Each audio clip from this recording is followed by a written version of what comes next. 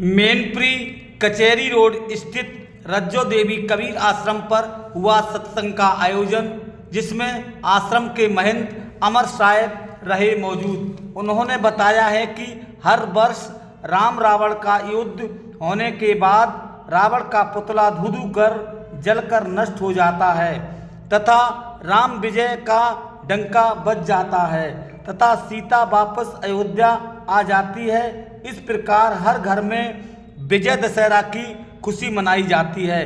क्या अच्छा होता हर घट घट में श्री विजय दशहरा का प्रयोग किया जाता, जो हमारे जीवन को राम के आदर्श से जोड़कर जीने का सौभाग्य मिलता, जिससे हमारे अंदर मन रूपी अहंकारी रावण राजा, जिसके 10 इंद्रियां रूपी अहंकारी सिर भी हैं, जो घटघट रमैया सत्य आत्मा रूपी राम की सत्य रूपी सीता को चुराता है। जब आत्मा रूपी सत्य राम मन रूपी अहंकारी रावण को मारकर सत्य सीता के साथ शरीर रूपी अयोध्या का शासन करते हैं, तो दैहिक दैविक भौतिक कोई भी तप जीवन रूपी राम राज से छू नहीं पाता, प्रभावित नहीं कर पाता। जब हमारे जीवन से अहंकार खत्म हो जाता है तथा इससे शिक्षा लें, जैसे राम ने पूरे जीवन सारी कठिनाइयाँ को सहते हुए जो राक्षस लोग संत ऋषि मुनि लोगों को सताते रहे, उनका संहार किया, दमन किया। इसी प्रकार हमारे जीवन में तामसी आसुरी वृत्तियाँ हैं, उन्हें संहार करके निष्कंक आत्मा रूपी राम का शासन चलने दें। प्रातः काल उठकर प्रभु राम माता पिता गुरु को प्रणाम करके ही हर दिन की शुरुआत करते थे, तभी सारे कुसंस्कार शुभ संस्कारों में बदलने लगते तथा सभी मन के माने हुए सुख दुख रूप दिखाई देने लगते। विवेक से देखा जाए, जितने भी मन के माने हुए सुख हैं, उनके परिणाम में तो दुख ही हैं। इसलिए इस संसार का दूसरा नाम दुखालय भी है। इसीलिए रामायण में कहा है, सच्चा सुख शांति आत्मा अनुभव में है। इस सुख में दुख का किरकिरा नहीं है। आत्म अनुभव के सुख का प्रकाश जब होता है, तब भवसागर की भूल खत्म हो जाती है तथा इच्छाएं वासनाएं स्वयं शांत होकर सारे भ्रमों का नाश हो जाता है। इसलिए ऐसे महान पर्व की सच्ची सफलता तभी है जब मन का अहंकार रूपी रावण खत्म होगा, तो घर के माता पिता वृद्ध गरीब दीन दुखियों को तिरस्कृत नहीं किया जाएगा।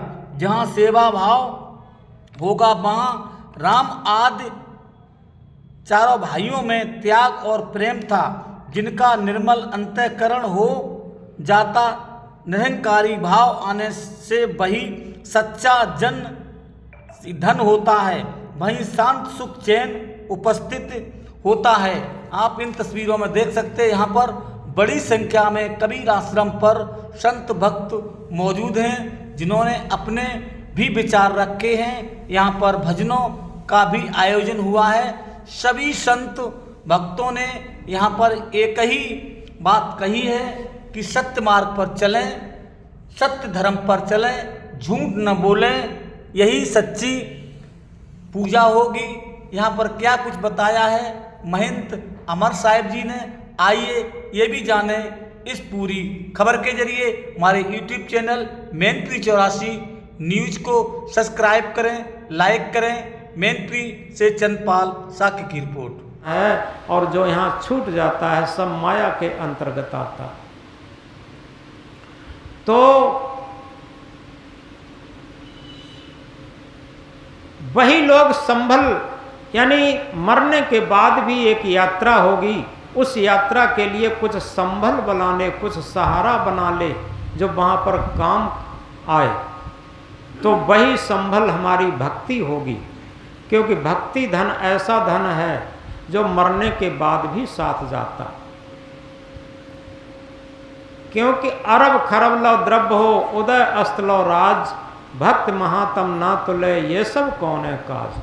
अरब से खरब तक द्रव्य हो जाए, उदय से अस्त तक राज हो जाए, भक्ति की महिमा के समतुल्य कुछ नहीं हो सकता।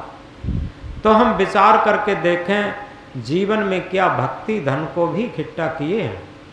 यदि हम भक्ति धन को इकट्ठा किए हैं तो निश्चित है कि हमारे जीवन में आत्मा रूपी राम का शासन चल रहा है। क्योंकि जो मन इंद्रियों की गुलामी है वो सांसारिक क्षण के सुख के पीछे दौड़ती है और उसी तरफ पूरा जीवन उन्मुख रहता।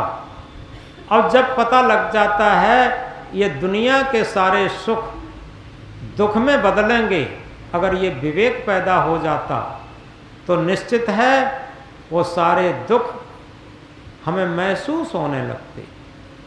और इसीलिए जितने भी भक्त हैं, जितने भी महापुरुष हैं, उन्होंने इस पूरे संसार को दुख रूप समझा और दुख रूप समझ करके इससे विपरीत मार्ग पर चले। यानी सांसारिकता, सांसारिक वासनाओं से हट करके आध्यात्म पथ पर, भक्ति पथ पर, सत्य मार्ग पर चले, आत्म परमात्म के मार्ग पर चले, मुक्ति मोक्ष कल्याण और शांति के मार्ग पर चले। इसीलिए कहा है वो पथ क्या, पथिक सफलता क्या, जिस पथ में बिखरे सूल न हो, उस नाविक की धैर्य परीक्षा क्या, यदि धाराएं प्रतिकूल न हो। यथार्थ में जिस तरीके से किसी नदी में नाव जा रही हो तो पूरब की तरफ पानी का प्रवाह होता है, प्रवाह की तरफ नाव हम आप सभी लोग खे सकते। लेकिन सच्चा नाविक उसे कहते हैं जो प्रतिकूल धार में भी नाव को पश्चिम की तरफ ले जाए। और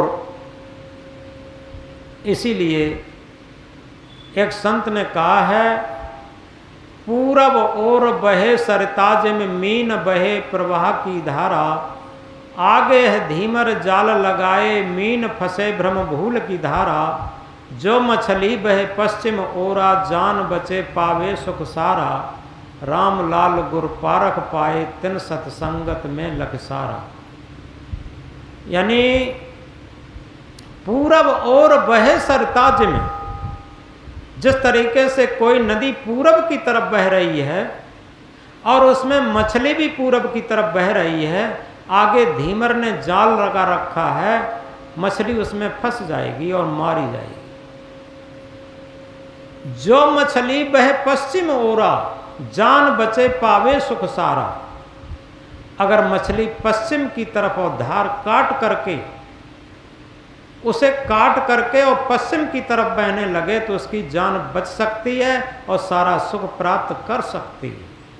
इसी तरीके से ये हमारे मन की सुरती है, ये मछली की तरीके से, ये वासनाओं रूपी नदी की धार में बह रही है। वासनाएं हमेशा नीचे की तरफ बहती, पूरब का मतलब है नीचे की तरफ। वासनाएं हमेशा गंदगी की तरफ बहती हैं, सांसारिकता की तरफ बहती हैं। और हमारी मन की सुरती रूपी मछली अगर उसी तरफ बह रही है तो निश्चित है आगे काल रूपी धीमर जाल लगाए है और उस काल के जाल में फंसना, निश्चित फंसना।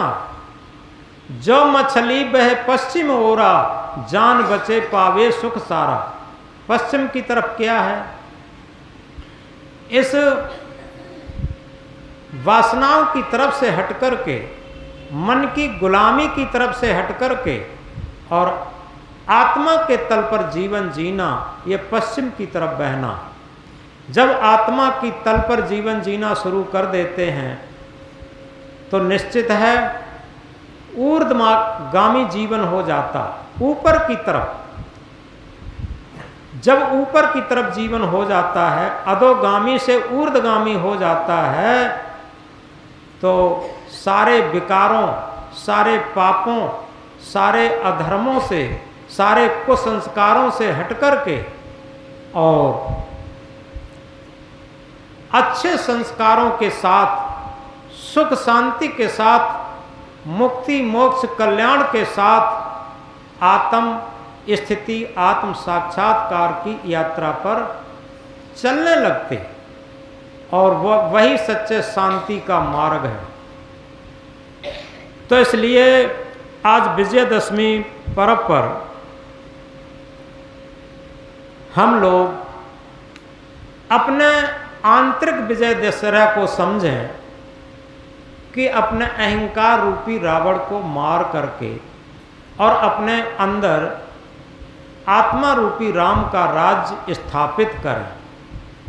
ये सच्चा विजय दशहरा होगा। लेकिन आज हम राम को खूब याद करते हैं, लेकिन राम के आदर्श को नहीं मानते। आज तो उल्टा हो गया है। अभी हमने चौपाई कही थी कि राम सुबह उठ कर के माता पिता और गुरु को पहले प्रणाम करते थे, तब दिन का काम कोई शुरू करते थे। लेकिन आज सब उल्टा हो गया। तब दशरथ के कहे अनुसार, कैकेयी माँ के कहे अनुसार राम वनवास चले गए थे। लेकिन आज सब उल्टा हो गया। क्या? फटे कैलेंडर हो गए आज के पितमात, फटे कैलेंडर हो गए आज के पितमात, और कहाँ इसे टांगा करूं सोच रहे चुपचाप। जैसे एक साल का कैलेंडर फट जाता है, पुराना हो जाता है, तो उसे किसी कोने में डाल देते हैं, सोचते हैं अब इसे कहाँ टांगूं। और ऐसे ही घर में जो माता पिता हैं, बड़े बुजुर्ग हैं, वो फटे कैलेंडर की तरीके से हो गए। लगता है ये घर में न रहें तो अच्छा है, इनसे बेशोभा घर रहता है। फटे कैलेंडर हो गए आज के पितमात, कहाँ इन्हें टांगा करूं सोच रहे चुपचाप।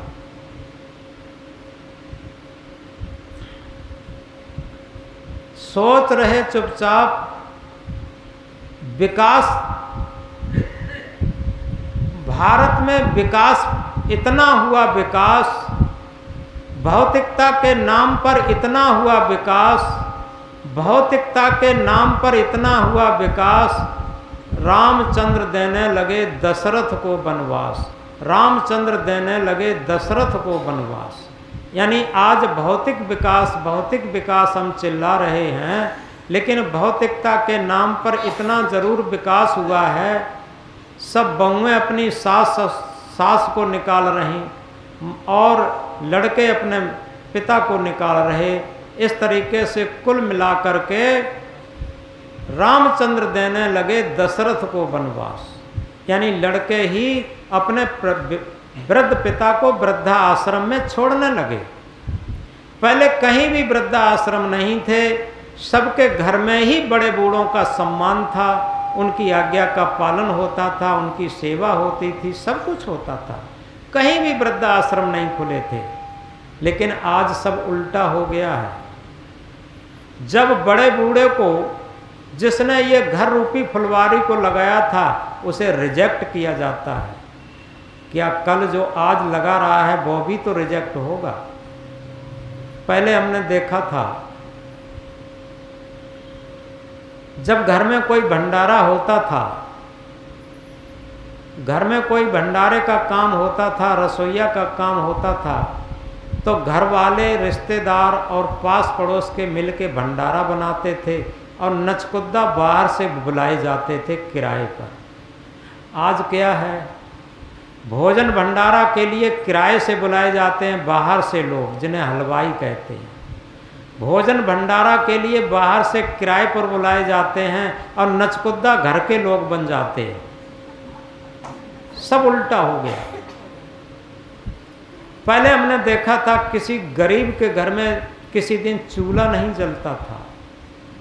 गरीब के घर में किसी दिन चूल्हा नहीं जलता था तो गांव में तहलका मच जाता था, आज अमुक के यहाँ चूल्हा ही नहीं जला।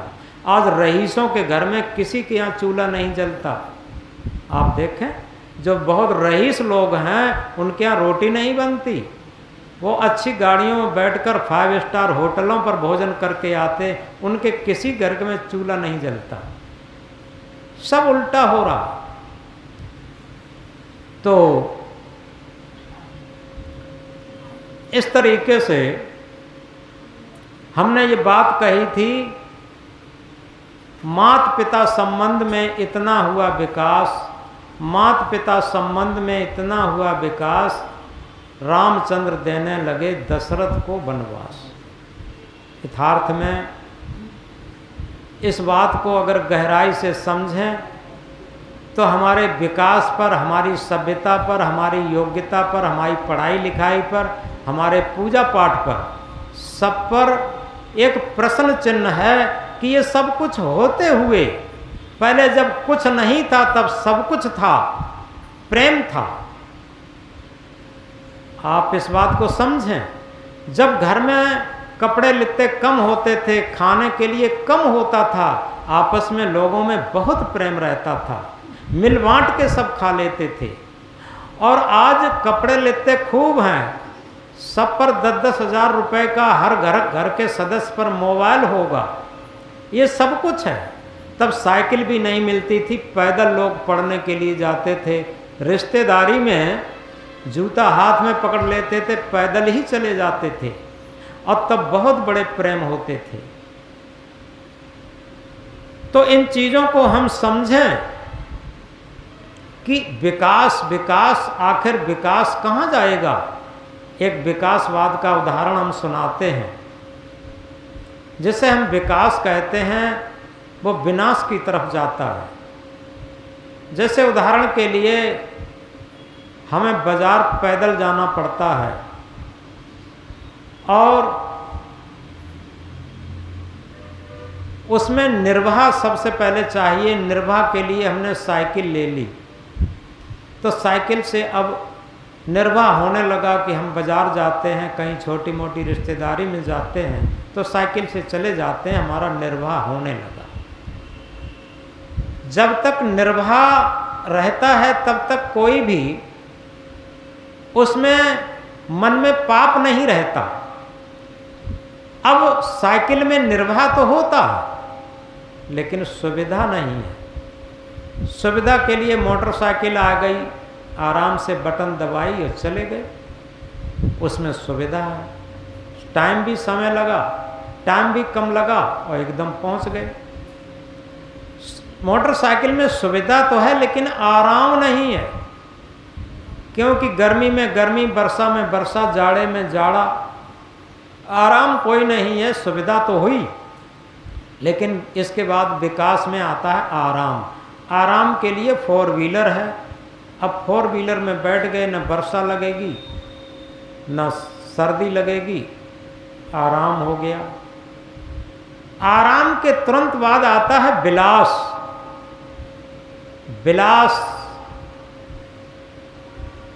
विलास में क्या होता है, उसमें सारे मनोरंजन के साधन हैं, एसी फिट है और विलास आ गया। और विलास के बाद आता है विनाश।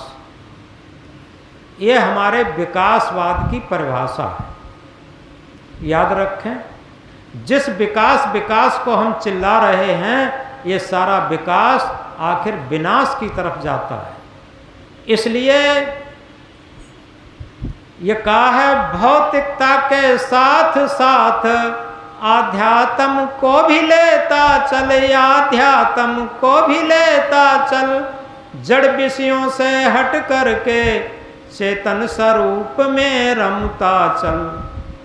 भौतिक विकास के साथ साथ कभी विचार करके भी देखा, हम आध्यात्म विकास भी क्यों नहीं करते।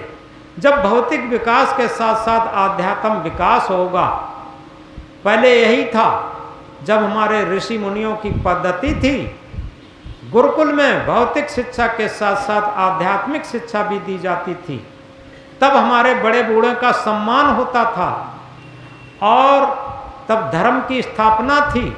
आपस में हृदय के तराजू पर तौल करके व्यवहार होता था और आत्मा के तल पर न्याय होता था। ये दोनों चीज़ें आत्मा के तल पर, हृदय के तल पर होती थी। लेकिन आज जितना भौतिक विकास हो रहा है और आध्यात्मिक शिक्षा तथा आध्यात्मिक विकास छूट गया, तो केवल क्लेवरनेस यानी चालाकी रह गई। और चालाकी के लिए क्या कहा? चतुराई चौपट करे, अहंकारी गोता खाए, सीधा साधा सरल जीवनता आत्म पद दर्शाए। जो केवल चालाकी करता है कहीं पर हो, वो चौपट होता है, उसे निश्चित है चौपट होना, हर तरीके से चौपट होगा और उसे पेट भर पश्चाताप करना पड़ेगा, बड़े बड़े आंसुओं से रोना पड़ेगा। अहंकारी रावण का आज उदाहरण सबके सामने है कि सब तरीके से योग्य था, चारों वेदों का ज्ञाता था, महापंडित महाविद्वान था, धन दौलत की कोई कमी नहीं थी, उसका बड़ा भाई कुबेर था, ये सारी चीज़ें थीं, लेकिन सारी चीज़ें भौतिक उन्नत होने के बाद भी उसका पतन हुआ था। और इसी तरीके से ये शिक्षा देता है विजयदशमी का पर्व कि हम भौतिक विकास में कितने भी ऊंचे उठ जाएं, लेकिन अगर हमने आध्यात्मिक विकास नहीं किया, हमने धर्म भक्ति का साथ लेकर के नहीं चले, तो निश्चित है इसके बाद हमें केवल पश्चाताप करना पड़ेगा। तो याद रखें, हमने कहा था भौतिकता के साथ साथ आध्यात्म को भी लेता चल, जड़ विषयों से हटकर के चेतन स्वरूप में रमता चल। हम भौतिक जीवन के साथ साथ आध्यात्म जीवन को भी लेकर के चलें, भक्ति को साथ लेकर के चलें। जीवन जौवन राज मद अविचल रहे न कोय, जो दिन जाए सत्संग में जीवन का फल सोए। सत्संग में, भक्ति में, सेवा में जो हमारा जीवन जाता है वही हमारा सच्चा जीवन है। अंतिम बात कहकर के बात बंद कर रहे, जहाँ सेवा वहाँ त्याग है, जहाँ त्याग वहाँ प्रेम, निर्मल अंतःकरण जहाँ वहाँ शांति सुख चैन। यदि हम शांति सुख चैन ढूंढते हैं तो ना मंदिर में मिलेगा, न मस्जिद में मिलेगा, न गिरजाघर में मिलेगा, न तीर्थ में मिलेगा, न मूर्त में मिलेगा, कहीं नहीं मिलेगा।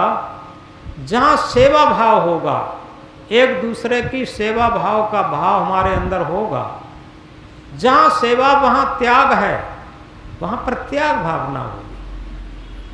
और जहाँ त्याग भाव होगा वहाँ प्रेम भाव होगा, और जहाँ प्रेम होगा वहाँ शांति सुख चैन होगा हर तरीके से। तो इस तरीके से हम अपने जीवन की जो वास्तविक बुनियाद है सेवा भाव से डालें।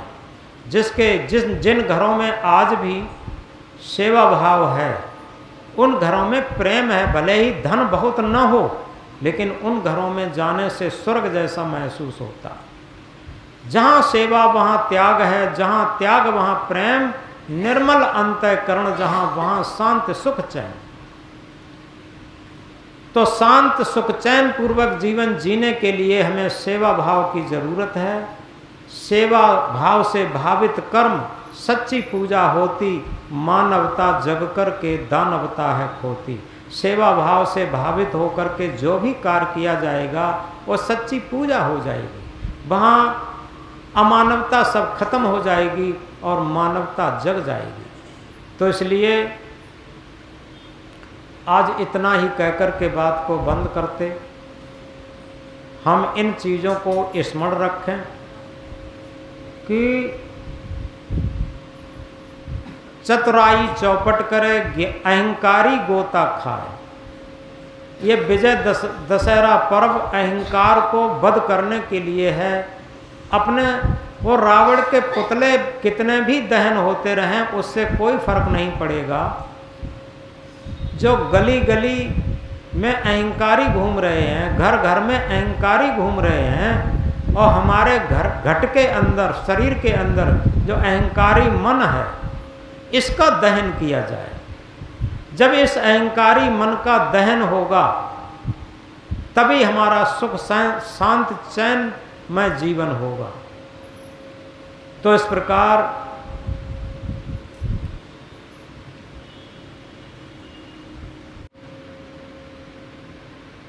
सभी लोग बड़ी प्रसन्नता मनाते हैं। लेकिन यथार्थ में ये एक प्रतीक मात्र है। अब किसी प्रतीक से सत्य तथ्य को समझा जाता।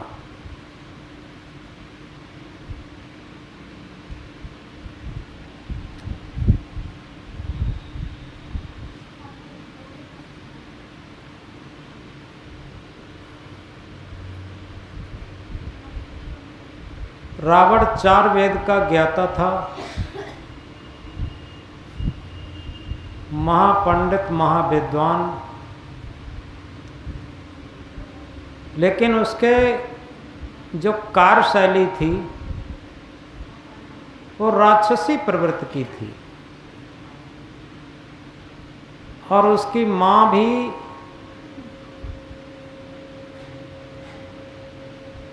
राक्षस परिवार में पैदा हुई थी। कैकसी माँ से पैदा हुए थे रावण। तो इस प्रकार आज एक रावण का पुतला बनाया जाता है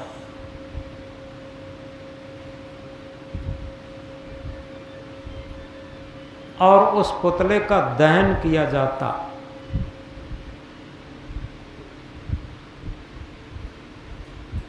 दहन करना, वध करना, नष्ट करना, ये बाहर का प्रतीक है, इसे हमें समझना है।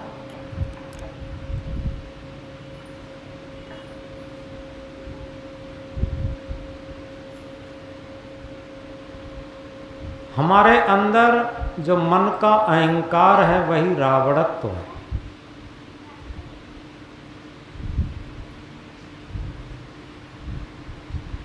मन के अहंकार का दहन करना, मन के अहंकार को वध करना। जैसे घर घर में, कल घर घर में ये विजय दशहरा का पर्व मनाया गया खुशी से।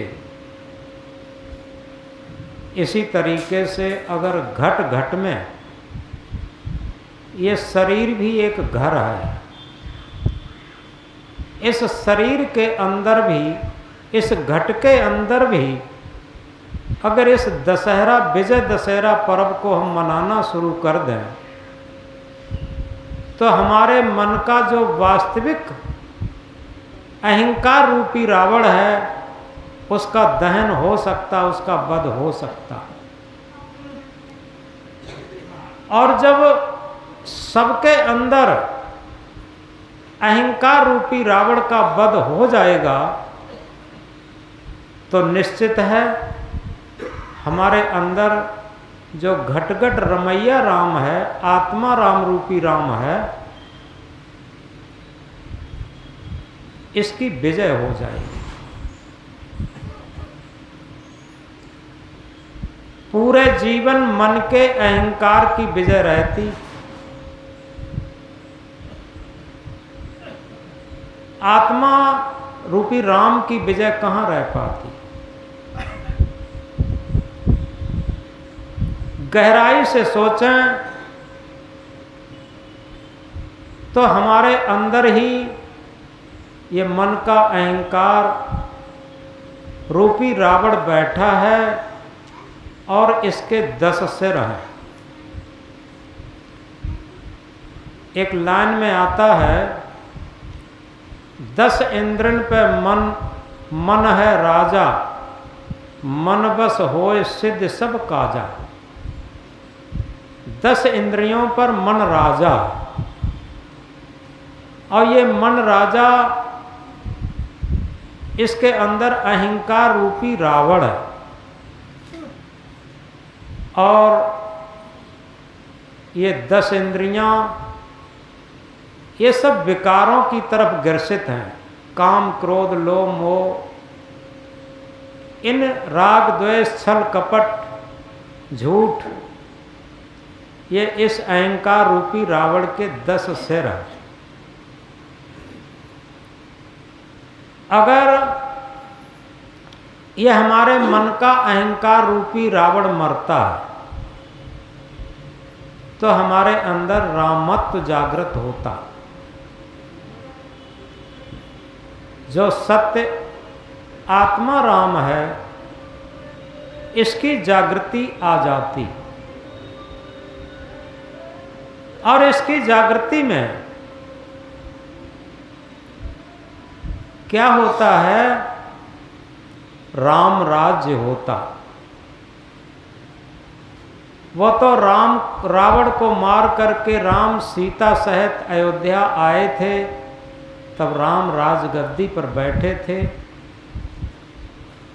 और रामायण की एक चौपाई आती है, दैहिक दैविक भौतिक तापा, राम राज्य नहीं काहू व्यापा। यथार्थ में उन राम के राज्य में तो ये ताप, ये कठिनाई किसी न किसी को सहन करनी पड़ती थी। लेकिन इसको अगर आध्यात्म में घटा करके देखें, जब जिसके अंदर अहंकार रूपी रावण मर करके और सत्य सीता के साथ ये आत्मा राम जब स्थित होता है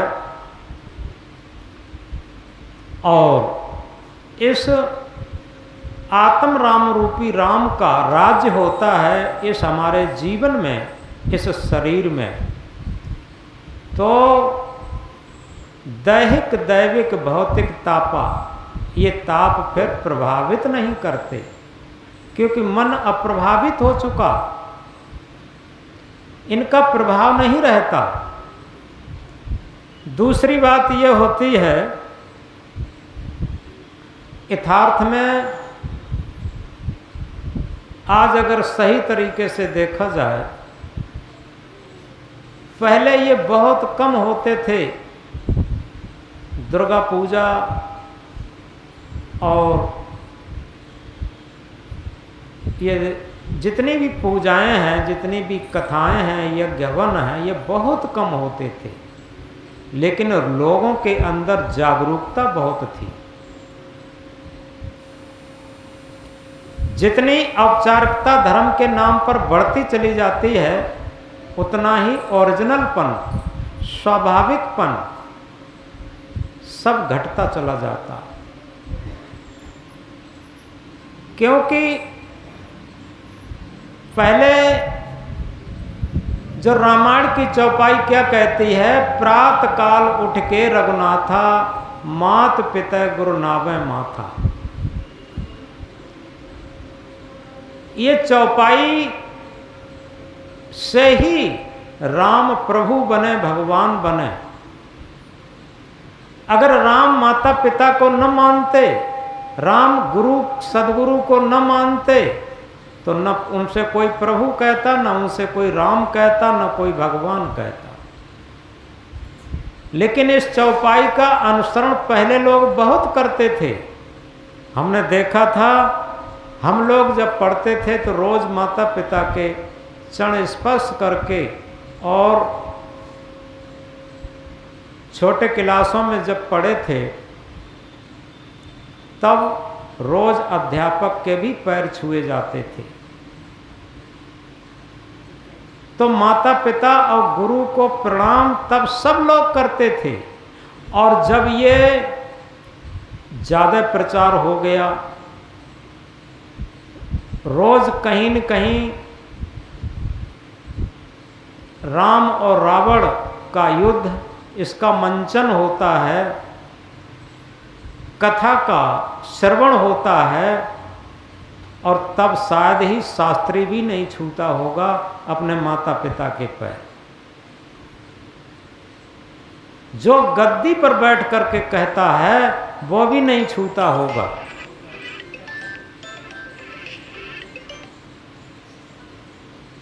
तो इस तरीके से एक सिद्धांत और एक सूत्र निकल के आता है,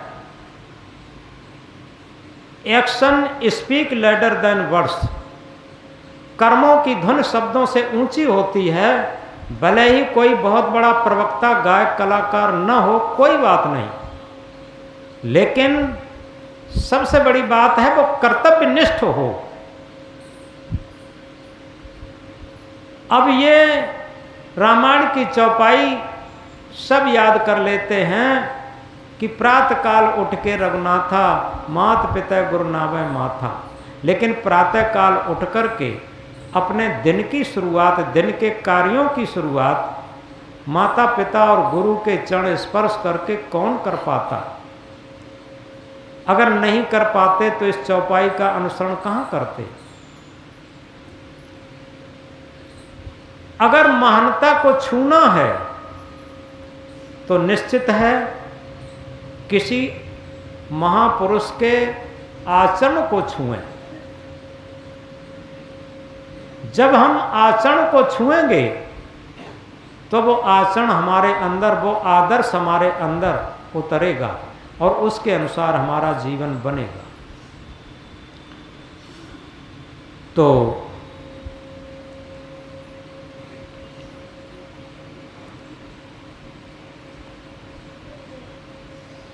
यथार्थ में रामायण की एक चौपाई बहुत महत्वपूर्ण है। आत्म अनुभव सुख सुप्रकाशा, तब भव भूल भेद भ्रम नासा। जब हमारे अंदर से अहंकार रूपी रावण का वध हो जाएगा तब क्या होगा? ये मन का राज्य खत्म होगा, आत्मा का राज्य, आत्मा रूपी राम का राज्य इस जीवन में शुरू हो जाएगा। और जब आत्मा रूपी राम का राज्य इस जीवन में शुरू होगा तब आत्म अनुभव होगा। इससे पहले हम आत्मा या राम या कृष्ण कुछ भी कहते रहें, लेकिन आत्म अनुभव नहीं होगा। दुनिया में सबसे बड़ा आत्म अनुभव है, सबसे बड़ा आत्म बल है, सबसे बड़ा आत्म विश्वास है, सबसे बड़ा आत्म ज्ञान है। तो रामायण की चौपाई कहती है आत्म अनुभव सुख सुप्रकाशा। इस बात को बहुत गहराई से समझें। आत्म अनुभव के बिना आज तक किसी के अंदर जो शाश्वत सुख है उसका प्रकाश नहीं हो पाया, क्योंकि हम पूरे जीवन सुख के लिए दौड़ते रहे। जिस तरीके से एक प्यासा मृग रेगिस्तान में पानी के लिए दौड़ता है तो वो सिर उठा के देखता है तो दूर पानी का सागर जैसा लहराता दिखाई देता, और वहां तक दौड़ करके जब जाता तो केवल सूखा मरुस्थल, सूखी बालू। होता क्या है, विज्ञान के अनुसार रेत की चमकीली कणों में जहां पर सूर्य की किरणें परावर्तित होती हैं वहां पर पानी जैसा लहराता दिखाई देता, लेकिन वो सूर्य की किरणों की परावर्तन से होता।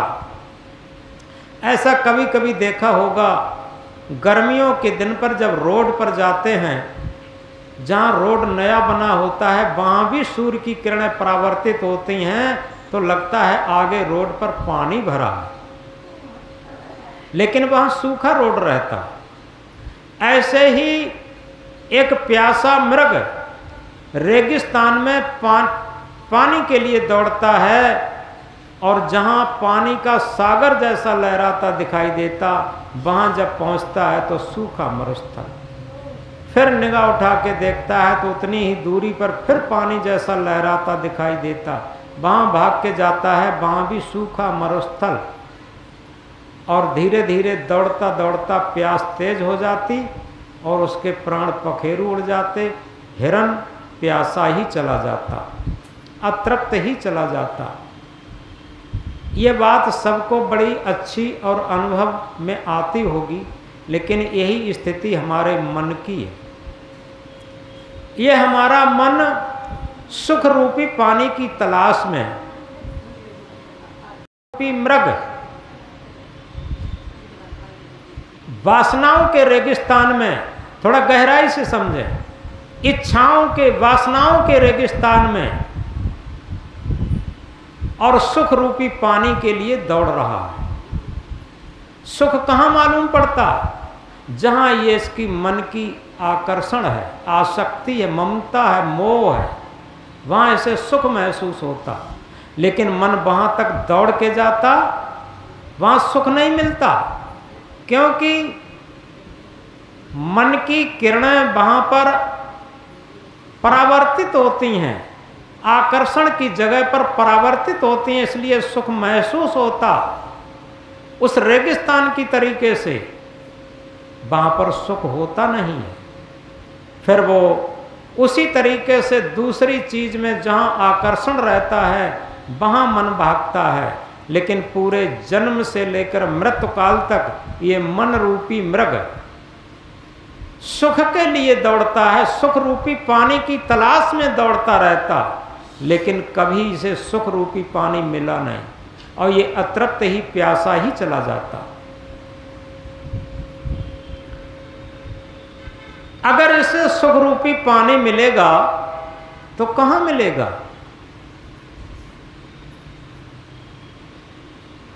सदगुरु कबीर साहब ने कहा है, कस्तूरी कुंडल बसै मृग ढूढ़े बन माए, ऐसे घटघट राम है दुनिया जानत ना। कस्तूरी की नाभि में, वो हिरण की नाभि में कस्तूरी बस रहती है, कस्तूरी में सुगंध आती, और हिरण क्या समझता है जंगल में से कहीं किसी घास फूस में से सुगंधी आ रही है जंगल में, और वो हिरण उस सुगंधी लेने के लिए जंगल में दौड़ता है, भागता है चारों तरफ। जितना ही तेज दौड़ता उसे सुगंधी और तेज महसूस होती, लेकिन वो दौड़ता रहता, दौड़ता रहता, दौड़ता रहता, और जब कभी थक जाता है तो बैठ जाता, और बैठ करके अपनी गर्दन को जब घुमा करके, कभी कभी गाय बैल भैंस को बैठे हुए लेटे हुए देखा होगा, वो गर्दन को घुमा करके अपने पेट पर ले आता, और जैसे ही पेट पर आता है और उसकी नासिका अपनी नाभि तक पहुंचती है तो अपनी नाभि में ही उसे सुगंधी महसूस होती है। तब वो विचार करता है कि पूरे जीवन व्यर्थ में हम भागते रहे, कस्तूरी की सुगंधी तो हमारी ही नाभि में थी। कस्तूरी कुंडल बसे मृग ढूढ़े बन माए। आगे सदगुरु क्या बताते, ऐसे ही घट घट राम है दुनिया जानत ना। ऐसे ही जो रमैया राम है, जो घट घट रमने वाले हैं, घट घट को जागृत करने वाले हैं, घट घट को संचालित करने वाले हैं, वो परम सत्ता, परम शक्ति, सत्य सत्ता, आत्म राम सब घटों में रम रहा है। और उसकी तरफ हमारी जब दृष्टि हो जाती, ये मन की दृष्टि, मन की ललक, मन की रुझान जब उस सत्य सत्ता की तरफ हो जाती है, घट घट निवासी रमैया राम की तरफ हो जाती है, तो वो तृप्ति मिलने लगती, सुख मिलने लगता, शांत मिलने लगती, उसकी पिपासा मिटने लगती। क्योंकि जिसके लिए वो ढूंढ रहा था, जिसे वो खोज रहा था, वो तो उसके घट के ही अंदर विराजमान था। और इसे तुलसीदास ने भी बड़ी अच्छे तरीके से कहा है, घट में है सूझत नहीं धिक धिक तिनकी जिंद, तुलसी या संसार को भव मोतिया बिंद। घट में ही वो रमैया राम विद्यमान था, लेकिन चारों तरफ दौड़ रहे थे, भाग रहे थे, खोज रहे थे। धिक धिक तिनकी जिंद, उनकी जिंदगारी को धिक्कार है। जो हमारे अंदर ही विराजमान था उसे हम चारों तरफ खोज रहे थे। तो इस तरीके से सुख का सागर अपने हृदय के अंदर लहराता है। अगर कभी हम बाहर से मुड़कर बहिर्मुखता से अंतर्मुख, जिस तरीके से अभी बताया था, हिरण की जब दौड़ खत्म हो जाती है और जब विश्राम की स्थिति में आता है, तब उसकी नाभि अपनी ही, उसकी नाभि की तरफ जब उसकी नासिका पहुंचती है, तब उसकी समझ में आता है हमारी ही नाभि में कस्तूरी थी। इसी तरीके से सदगुरु बताते हैं, दौड़त दौड़त दौड़िया जहाँ तक मन की दौड़। ये मन रूपी हिरण की दौड़ थी, पूरे जीवन सुख के लिए दौड़ता रहा। जहाँ तक मन की दौड़, दौड़ थकी मन थिर भया वस्तु ठौर की ठौर। जिस दिन दौड़ थक जाए और मन स्थिर हो जाए, शांत हो जाए, तो जो सत्य वस्तु थी वो ढूंढने के लिए नहीं थी, वो खोजने के लिए नहीं थी और बाहर खोजी भी नहीं जा सकती थी, वो अंदर ही मौजूद थी। सदगुरु कबीर साहब उसे दूसरे तरीके से समझाते हुए फिर कहते हैं, जय खोजत कल्पो गया घट ही माय सुमूर, बाढ़ी गर्भ गुमान की ताशे पर गई दूर। ऐसी संजीवन मूरी, ऐसी मुक्ति की मूरी, ऐसा अमृत धाम, मुक्ति धाम, शांति धाम, कल्याण धाम, जिसे कल्पों युग बीत गए खोजते खोजते, और वो कहाँ थी? बाढ़ी गुरु गर्भ गुमान की ताशे पर गई दूर। हमारे अंदर गर्भ गुमान अहंकार की वार लगी थी। जिस तरीके से खेत में वार लगा देते हैं तो अंदर की चीज़ नहीं मिल पाती, इसी तरीके से गर्व गुमान और अहंकार की वार जब अंतःकरण में लग जाती है तो हमारा ये मन अंतर्मुख नहीं हो पाता, ये बहिर्मुखी होकर के भटकता रहता, बाहर सुख ढूंढता है, बाहर शांति ढूंढता है, बाहर आत्म परमात्मा खोजता है। लेकिन जब इसकी वार को हटा दिया जाए, खेत की जैसे वार को हटा दिया जाए तो उसमें प्रवेश करने के लिए कोई बाधा नहीं होगी।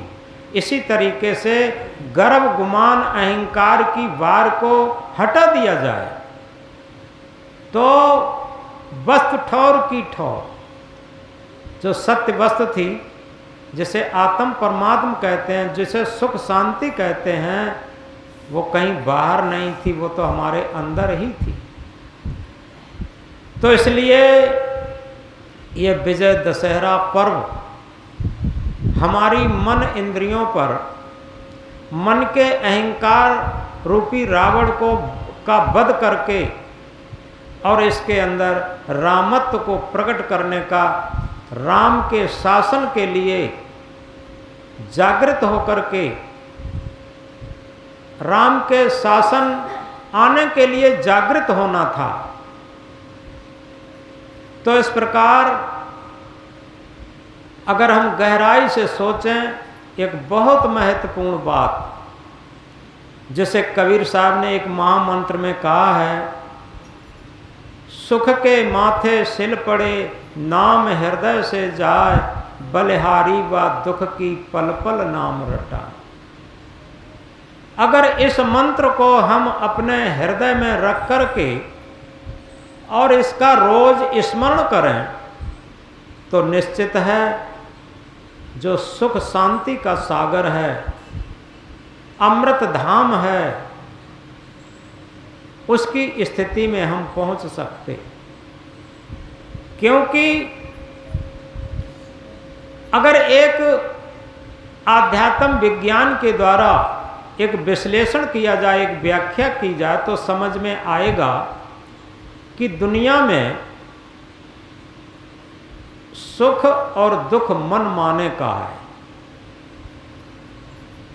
क्योंकि जिस तरीके से सुख दुख का कोई ओरिजिनल स्वरूप नहीं होता, वास्तविक स्वरूप नहीं होता, जिस चीज को हम एक सुख मानते हैं,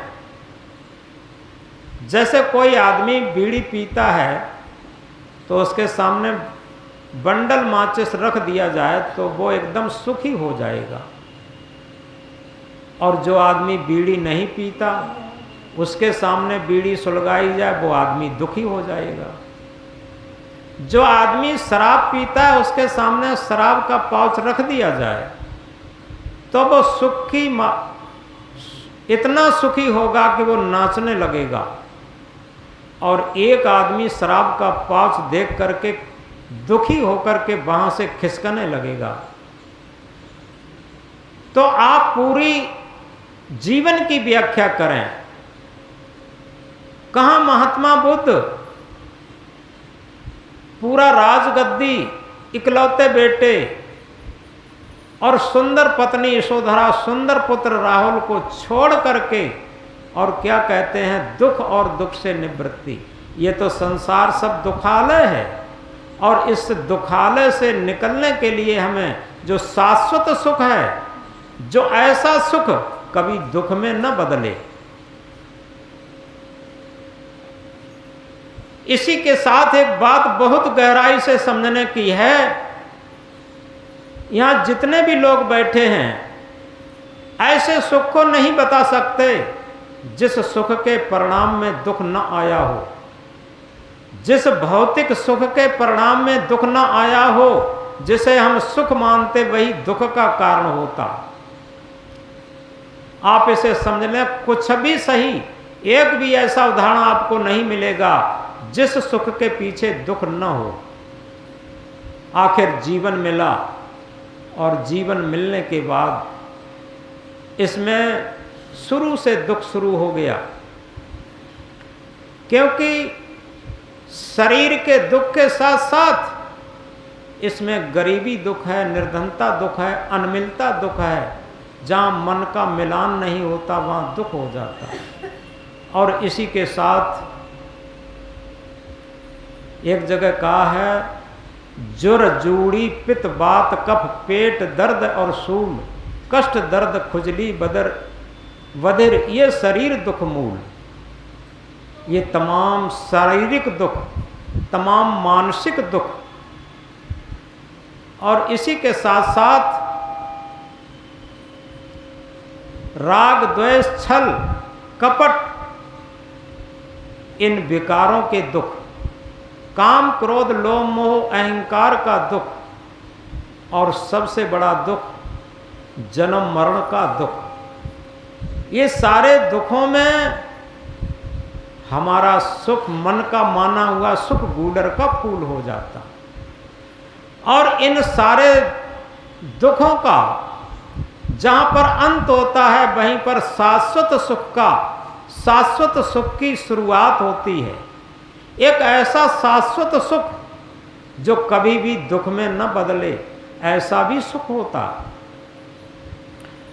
क्योंकि भौतिक जितने भी सुख हैं वो सब दुख में परिणत होते, दुख में बदलते हैं, ये निश्चित है।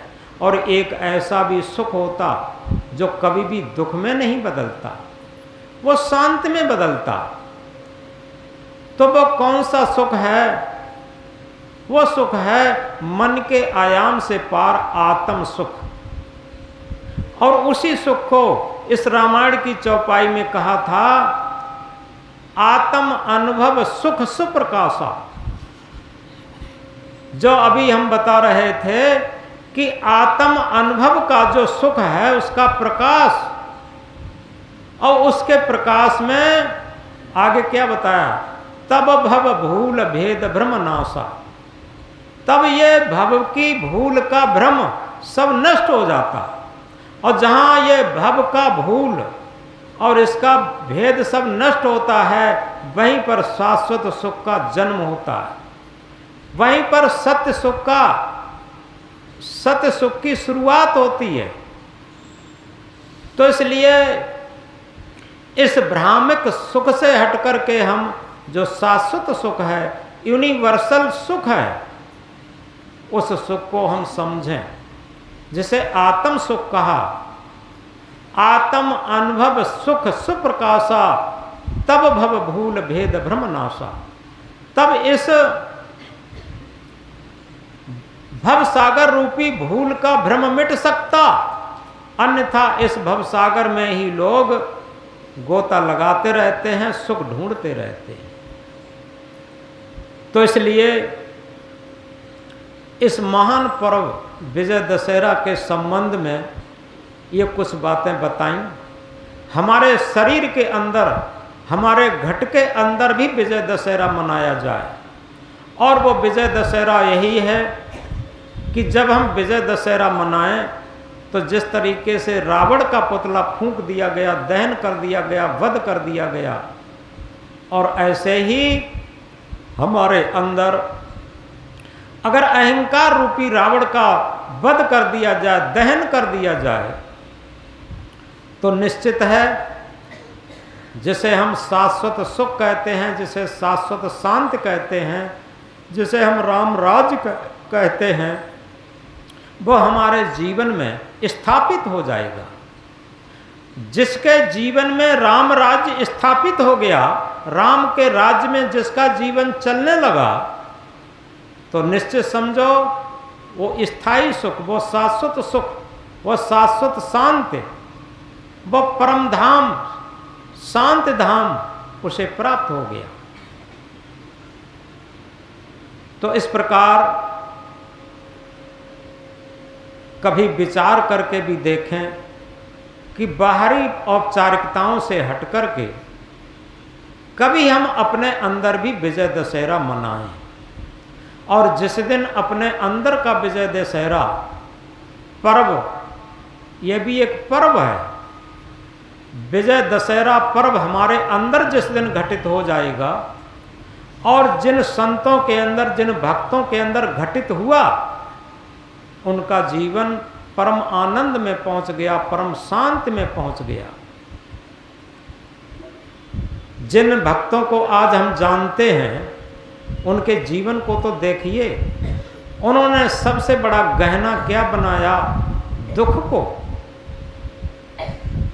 देखो महाभारत के अंदर भी कृष्ण जाने लगे तो कृष्ण ने कुंती से कहा था, तुम्हें कुछ मांगना हो तो मांग लो, अब हम जा रहे हैं।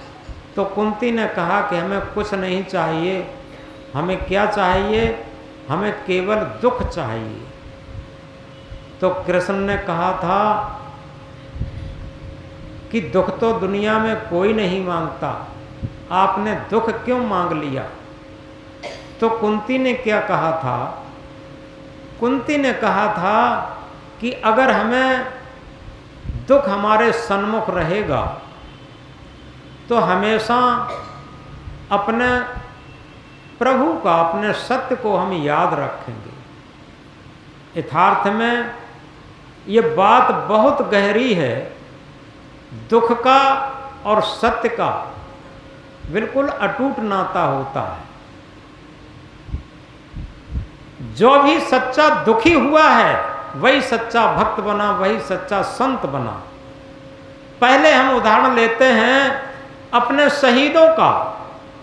आप देखें जो शहीद लोग हुए हैं, उन्हें कितने कष्ट उठाने पड़े, कितने दुख उठाने पड़े, और जब सही तरीके से उन्होंने दुख का अनुभव किया, इस परतंत्रता का, विदेशी सत्ता का, जब वो दुखी हुए और तभी वो स्वतंत्रता के लिए कूद पड़े, और ऐसे कूदे विदेशी सत्ता को हटा करके ही माना, और अपने देश को, अपने स्वदेश को स्वतंत्र करा के माना। देखो वो भी सच्चे अगर दुखी ना होते और दुख का अध्ययन ना करते, दुख से प्रभावित ना होते, तो सच्ची स्वतंत्रता नहीं ले पाते। और इसी तरीके से आध्यात्म क्षेत्र में भी आ जाइए। हमारे जीवन पर, जैसे हमारे भारतवर्ष पर विदेशियों का शासन था, ऐसे ही हमारे जीवन पर विदेशियों का शासन है। जड़ का शासन है। ये इंद्रियां भी जड़ हैं और ये मन भी जड़ है। इनका शासन हमारे जीवन पर चलता है। जो चेतन सत्ता है, आत्म सत्ता है, और इसको दुखी किया जाता है, ये पिसता है। और जब सच्चा आत्म दुख जिसे हो जाता है, वही कमर कसकर के और स्वतंत्रता के लिए निकल पड़ता, ये गुलामी की बेड़ियों को तोड़ने के लिए निकल पड़ता, ये मन इंद्रियों की जो गुलामी है उसे तोड़ने के लिए निकल पड़ता, और वो आत्मा की स्वतंत्रता लेके रहता। वही सच्चा सुखी हो पाता जिसने सच्चा दुख का अध्ययन कर लिया और जिसने दुख का सदुपयोग कर लिया। जो दुख का सदुपयोग करना जानता है वही सच्चा सुखी हो पाता और उसी का स्वतंत्र जीवन हो पाता। तो इसलिए मीरा के जीवन को देखिए, कितने कष्ट उठाने पड़े, कितने दुख उठाने पड़े। सबरी को जीवन को देखिए, कितने वर्षों तक उसे कष्ट उठाने पड़े, तब राम का दर्शन हुआ था। और इसी तरीके से जितने भी आध्यात्म क्षेत्र में महापुरुष आए, चाहे वो स्वामी विवेकानंद हों, चाहे वो स्वामी दयानंद हों, चाहे वो महावीर स्वामी हों,